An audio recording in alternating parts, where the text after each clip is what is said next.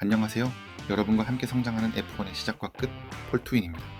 화려한 넌사인과 거대한 스피어가 밤하늘을 밝힌 라스베가스 그랑프리. 레이스 종료 직후까지만 해도 저는 막스 베르스타펜의 부활과 키미 안토넬리가 써내려간 각본 없는 드라마에 열광했습니다. 하지만 열기가 차에 식기도 전에 파파야 듀오의 실격 소식이 전해지며 경악을 금치 못했습니다. 프리뷰에서 제가 우려했던 라스베가스의 차갑고 울퉁불퉁한 노면이 결국 레이스 순위뿐만 아니라 시즌 전체의 챔피언십 향방, 나아가 하위권 팀들의 운명까지 송두리째 뒤흔들어 놓았습니다. 0.1mm라는 사람 머리카락 한 올보다 얇은 두께가 갈라놓은 천국과 지옥, 그리고 그 틈에서 피어난 새로운 희망과 절망까지. 오늘은 라스베가스 그랑프리에 대한 심층 리뷰와 함께 이번 주말 열릴 카타르 그랑프리 프리뷰, 그리고 F1 단신까지 꽉 채워서 전해드리겠습니다. 이번 그랑프리의 불길한 징조는 사실 금요일 프랙티스 세션부터 감지되고 있었습니다. 평소라면 각 팀이 롱런 데이터를 쌓느라 분주했을 FP2 세션에서 사유가 명확히 공개되지 않은 레드 플래그가 발동되며 서킷에는 긴장감이 감돌았습니다. 현장에 있던 엔지니어들과 팬들은 2023 시즌 라스베가스 그랑프리에서 서킷을 공포로 몰아넣었던 맨홀 뚜껑 사태의 악몽을 떠올리며 긴장해야 했습니다. 다행히 중대한 문제는 없었다고 하지만 FP2 중단은 각 팀에게 치명적인 데이터 공백을 남겼습니다. 라스베가스 스트립 서킷은 공도의 특성상 마모가 심하고 기름때가 껴있으며 라스베가스 전역의 낮은 기온 등에 의해 그립이 급격히 떨어지는 가혹한 환경이죠. 팀들은 롱런 시뮬레이션을 제대로 수행하지 못했고, 이는 결국 레이스 후반부 타이어 관리는 물론이고 차고 조절 실패라는 나비 효과를 불러왔습니다. 이어진 토요일 퀄리파잉은 그야말로 대원전이었습니다. Q1이 시작되자마자 빗방울이 떨어지기 시작했고 트랙은 거대한 아이스링크로 변했습니다. 이 과정에서 가장 큰 충격은 루이스 해밀턴의 탈락이었습니다. 해밀턴은 타이어 예열에 완전히 실패하며 시케인마다 그립을 잃었고 결국 전체 20이라는 최악의 성적표를 받아들였습니다. 이는 해밀턴 본인은 물론이고 페라리 역사적으로도 최근 10수년간 볼 수 없었던 기록이었습니다. 메르세데스의 키미 안토넬리 역시 변화무쌍한 노면에 적응하지 못하고 P17로 탈락하며 상위권 드라이버 2명이 Q1에서 탈락하는 이변이 발생했습니다. 반면 Q3에서는 맥라렌의 랜도 노리스가 빛났습니다. 개인 통산 150번째 그랑프리를 자축하듯 노리스는 미끄러운 트랙에서 완벽한 트랙션 컨트롤을 보여주며 폴 포지션을 차지했습니다. 막스 베르스타펜도 노리스 못지않은 페이스로 P2를 기록하며 프론트 로우를 확보했습니다. 일요일 레이스에서는 스타트가 시작된 순간 승부의 추가 흔들렸습니다.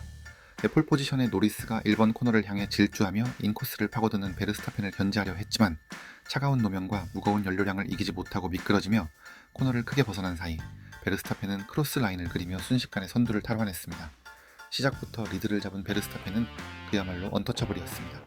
지난 상파울루 그랑프리에서 교체한 새로운 엔진은 라스베가스의 긴 직선 구간에서 폭발적인 성능을 뿜어냈습니다.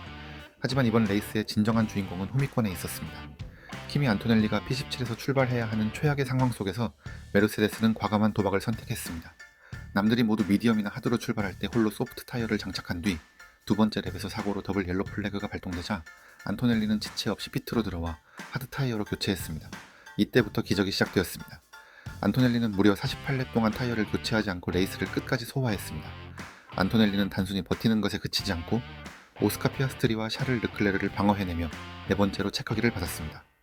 페널티 부여 후 피트스탑이 없었던 만큼 안토넬리는 스타트 직전 차량이 미세하게 움직이는 실수로 레이스 종료 기록에 5초 페널티가 적용되어 공식 기록은 피아스트리 뒤인 오비가 될 뻔했으나 이후 벌어진 맥라렌의 실격 사태로 인해 두 단계나 상승하며 최종 P3 포디엄에 오르는 기염을 토했습니다. WTQ에 의해 강제로 포디움에 오르게 되면서 가장 큰 수혜를 받은 드라이버 중 한 명이 되었습니다. 레이스가 끝난 후 FIA의 테크니컬 리포트는 패덕을 충격에 빠뜨렸습니다. P2 랜도 노리스와 P4 오스카 피아스트리의 머신에서 리어 스키드 블록, 즉 플랭크의 마모도가 규정 허용치인 9mm를 초과한 것입니다. 노리스의 플랭크 두께는 8.88mm로 기준치 대비 불과 0.1mm가 모자란 수치였지만 규정은 냉정했고 맥라렌 듀오 모두 실격 처리되었습니다. 이 나비 효과는 중위권 싸움, 특히 하스에게 대반전을 안겨주었습니다. 당초 P11과 P12로 노포인트에 그쳤던 에스테반 오콘과 올리버 베어만은 맥라렌의 실격으로 인해 9위와 11호 승격, 더블 포인트 피니시를 달성했습니다. 반면 경쟁팀 에스턴 마틴은 랜스 스트롤의 Q2 탈락과 레이스 초반 리타이어, 페르난도 알론소의 13위 부진으로 포인트를 얻지 못했습니다. 이 결과로 하스는 에스턴 마틴을 단 1포인트 차이로 제치고 컨스트럭터 챔피언십 7위로 올라섰습니다. 파파야 듀오의 실격은 챔피언십 경쟁에도 다시 불을 붙였습니다. 실격 전 랜도 노리스는 408포인트로 선두를 지키고 있었고 베르스타펜과의 격차는 42포인트로 남은 두 번의 그랑프리에서 뒤집기는 사실상 불가능해 보였습니다. 하지만 실격 후 노리스의 포인트는 390점으로 줄어든 반면 베르스타펜은 366포인트까지 추격했습니다. 이제 격차는 단 24포인트로 남은 두 번의 그랑프리와 한 번의 스프린트에서 베르스타펜이 역전할 수 있는 가시권에 들어온 것입니다. 오스카 피아스트리 역시 실격으로 포인트를 잃어 베르스타펜과 동점인 366포인트를 기록하게 되면서 챔피언십 경쟁에 기름을 부었습니다. 다음은 F1 단신입니다. 라스베가스에서 F1 그랑프리와 함께 개최된 F1 아카데미 마지막 레이스에서는 메르세데스의 도리안 핀이 2025 시즌 챔피언에 등극했습니다. 레이스2의 우승은 미국의 클로이 챔버스가 차지했지만 핀은 안정적인 피니시로 라이벌인 마야 위그를 따돌리고 타이틀을 확정지었습니다. 에드리언 유이가 에스턴 마틴의 프린시펄 역할을 맡게 되며 같은 자리에 후보에 올랐으며 레드불에서 동료로 있었던 호너의 F1 복귀는 결국 물 건너 가는 것인가에 대한 귀추가 주목되고 있습니다. 26시즌 팀별 드라이버 시트는 물론이고 프린시펄도 거의 확정되어 가면서 남은 세 자리가 어떻게 정해질지도 주목되는 요소입니다. 피렐리가 2026 시즌부터 적용될 새로운 타이어 규정을 발표했습니다. 가장 큰 변화는 가장 부드러운 컴파운드인 C6의 폐지입니다. 2023 시즌 테스트를 거쳐 새롭게 도입된 C6 타이어였지만 피렐리는 C5와 C6 간의 성능 차이가 미미해 변별력이 없다고 판단하고 다시 C1부터 C5까지 5가지 컴파운드 체제로 복귀한다고 밝혔습니다. 자우버의 가브리엘 보톨레토는 라스베가스 그랑프리 첫 랩 1번 코너에서 랜스 스트롤과 충돌한 과실로 다음 카타르 그랑프리에서 오그리드 페널티와 라이선스 벌점 2점을 받게 되었습니다. 자, 이제 시선은 중동으로 향합니다. 이번 주말은 카타르 그랑프리가 열립니다. 라스베가스에서 약 13,000km를 날아와 도하의 루사일 인터내셔널 서킷에 도착했습니다. 두 곳 모두 사막 지역이고 나이트 레이스라는 공통점이 있지만 날씨는 정반대입니다. 라스베가스의 추위와 달리 카타르는 싱가포르와 비슷한 수준의 높은 기온과 습도가 드라이버들을 괴롭힐 예정입니다.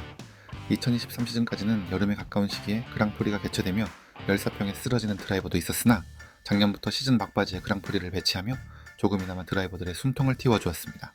F1 공식 포스터는 드라이버 챔피언십을 다투는 색과 그 뒤를 잇는 러셀까지 4명의 드라이버를 내세웠습니다. 그리고 FIA 포스터는 드라이버들의 경쟁을 직관적으로 표현해냈습니다. 이번에는 예외적으로 F1의 두 번째 포스터가 나왔는데 이게 기가 막힙니다.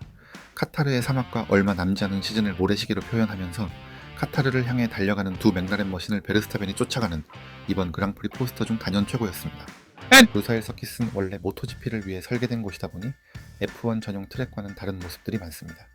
DRS 존이 한 곳뿐이라 F1 차량으로는 직선주로 추월이 상당히 어려운 것은 물론이고 중고속 코너에서 타이어의 횡으로 가해지는 부담에 더해 올라타기에는 날카로운 연석, 미끄러운 노면에 의한 그레이닝 위험까지 타이어에 가해지는 에너지가 극심합니다. 이에 F1 한정 노잼 트랙의 이미지를 탈피하고자 2024 시즌을 맞이하며 전면적인 재포장과 연석 공사가 진행되었고 이 덕분에 랩타임이 빨라지고 배틀 빈도도 늘어나며 타이어 펑처도 조금은 줄어들었습니다. 그리고 이런 점들을 고려해서인지 피렐리는 카타르 그랑프리의 가장 하드한 라인업인 C1, C2, C3 컴파운드를 준비했습니다.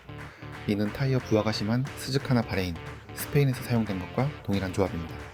더하여 타이어 랩수 제한 규정도 확정되었습니다. 모든 팀은 타이어 한 세트로 최대 25랩까지만 주행할 수 있습니다. 피렐리와 FIA가 합의한 이 규정은 타이어가 마모 한계치에 도달해 구조적 손상을 입는 것을 방지하기 위한 안전조치입니다. 주의할 점은 이 25랩이라는 숫자가 누적된다는 것입니다. 연습 주행이나 예선에서 이미 사용한 타이어라면 그만큼 결승에서 쓸 수 있는 랩수가 줄어듭니다. 다행히 그리드로 이동하는 랩이나 포메이션 랩, 체커기 이후의 랩은 카운트에서 제외됩니다. 카타르 그랑프리의 총 랩수는 57랩입니다. 따라서 모든 드라이버는 이 규정에 따라 의무적으로 최소 2스탑, 즉 타이어를 2번 이상 교체해야만 레이스를 완주할 수 있습니다.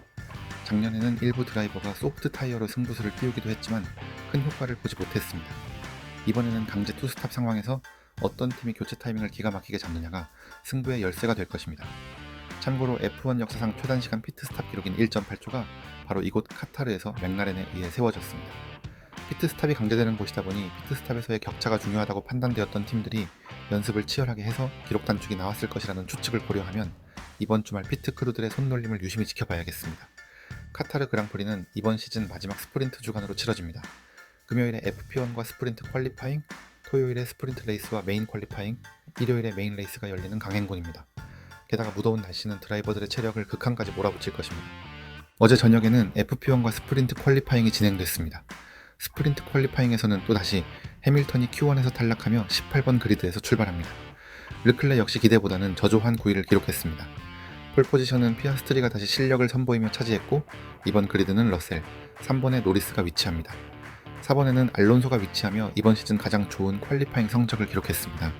그 다음은 또 이변이 발생했는데 츠노다가 베르스타펜에 앞서 5번 그리드를 차지하고 있습니다. 아직 확정되지 않은 레드불의 드라이버 시트에 조금은 가까워질 수 있는 기회입니다. 베르스타펜이 그 뒤를 이어 6번 그리드를 기록했고 윌리엄 스튜어도 8번과 10번 그리드에 안착했습니다.